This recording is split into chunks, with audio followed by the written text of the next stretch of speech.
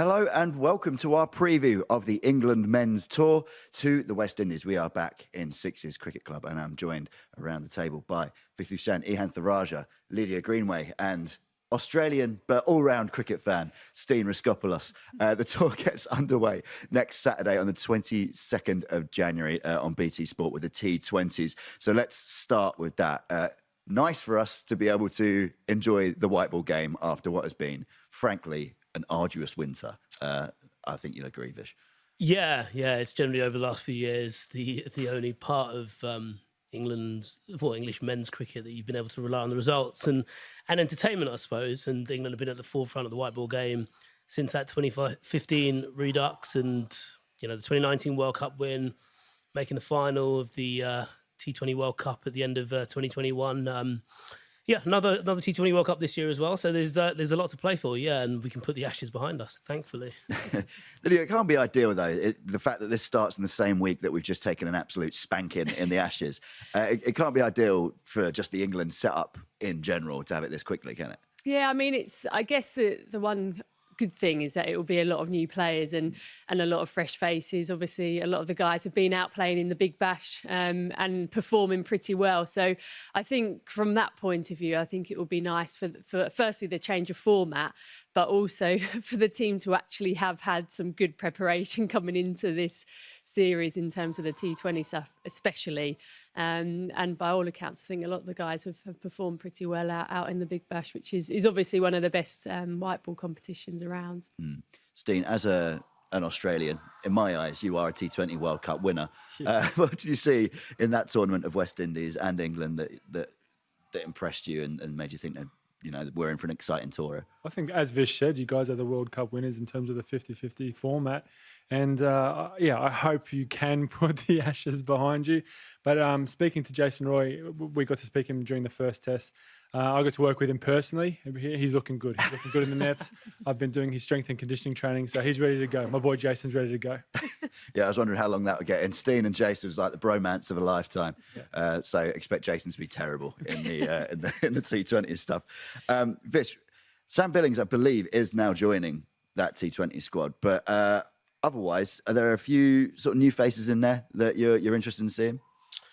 I suppose George Garton is the one that stands out. It's someone who is excited for a while because of his left arm pace, and he's got a very, very slingy, very watchable action.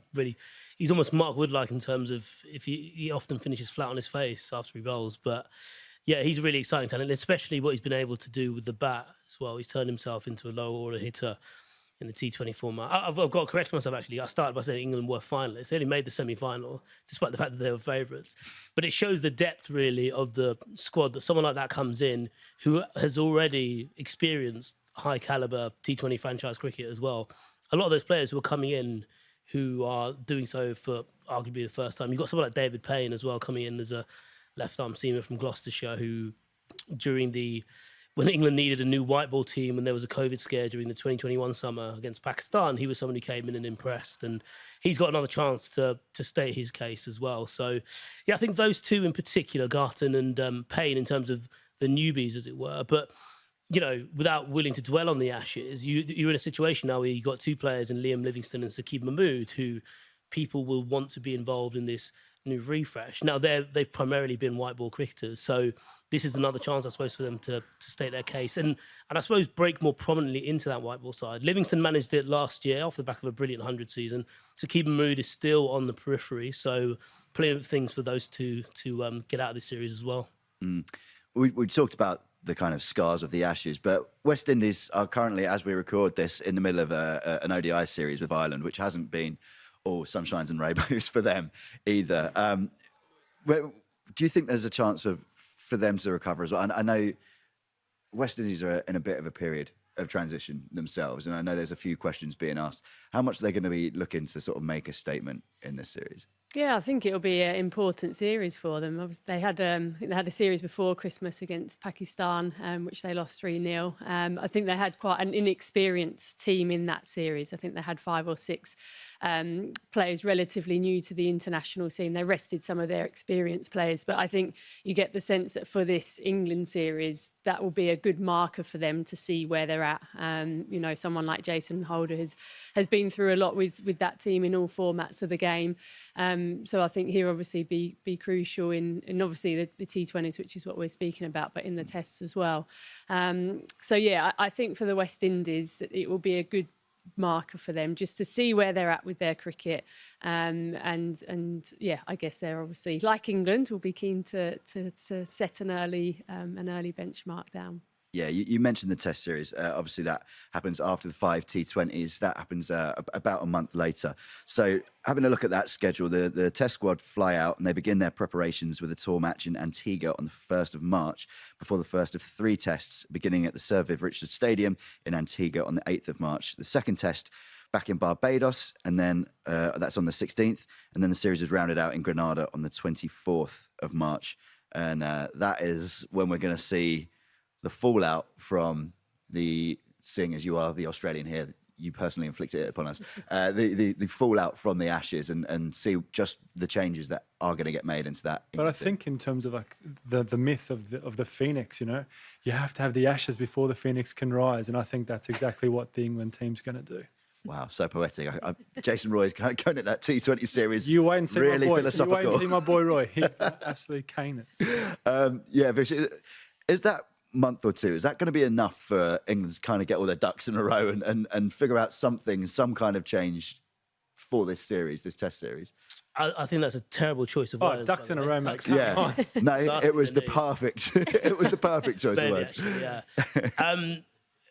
I think so, broadly, because when you think about it, the worst thing to do after such a defeat is actually have, a couple of months to really stew in this defeat, and they've got to see it as an opportunity to move on. And the fact that they have a Test series so close by, I know in terms of the organisation around the tour, there will be some COVID restrictions, but generally when you talk to people who've been out to the Caribbean Premier League or the people who have toured the Caribbean, even in hard bubbles, it's one of the better places to hard bubble. Now, we don't actually know the restrictions just yet, but it's a part of the world where people go and unwind and relax and find themselves again, and England needs to do all 3 of those things really before finding out how this new chapter begins. And you mentioned it before, there will be some new faces, there will be a do-over of sorts, very easily be a new coach, and they need to take it as an opportunity. They've got to be glad of the fact that it's a quick turnaround, to be honest, for the reasons I've just outlaid, but also for the fact that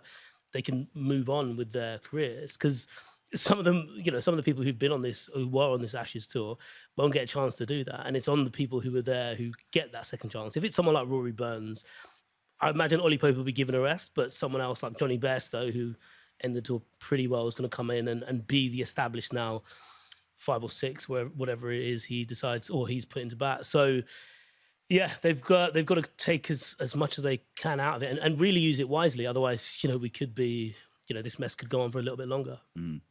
Lydia, what can they expect from the West Indies, from the play-in surfaces, from the weather? Sounds probably pretty nice, but could be some bad weather in that hard bubble that Vish seems really eager to join. What can they expect there from the playing conditions? Yeah, well, it's obviously very different to Australia. The wickets tend to be a bit tackier, I guess is probably the best way to describe them. Like, they don't always have a huge amount of grass on them, so that means that the ball can stay a bit lower and a bit slower as well. So the way that you score your runs, you have to be quite disciplined. I think what we see on the Australian tracks, which are quite true, is you can get away with things. You can be a bit looser with your technique. But I think on those sorts of wickets, if they are how I've experienced them and what we've seen in the past, then you do have to be a bit more disciplined with your technique, either playing really straight or really square of the wicket. I think when you play with that sort of 45-degree angle of the bat, that's when you can sometimes get in trouble, which I guess is sometimes similar to the Indian and Sri Lankan conditions. But yeah, it's a lovely place to tour, so I'm sure any sort of bubble won't be too bad. Who are the main threats in that West Indies side, do you think? Well, they've been through, a very, very strange 2021. Bear in mind, they started with Kyle Myers coming in and, peeling off that double 100 to win that test against Bangladesh. And they've kind of fallen away a bit. So it's quite hard to say. They've got some players coming through who, certainly on the quick bowling side, like someone like Jordan Seals, who is seen as this, the next coming force, while also being wedded with, some old established talent in Kemar Roach. Their batting still remains a bit of a problem. I think they need to find a bit more balance. I think it's interesting. England's chief destroyer over the years has been Roston Chase, who perhaps doesn't get the credit he deserves for his off spin. I think his record against England is something absurd with bat and ball, actually. And he was, their main destroyer when they lost the series over there at the start of 2019. So it'd be interesting to see how they.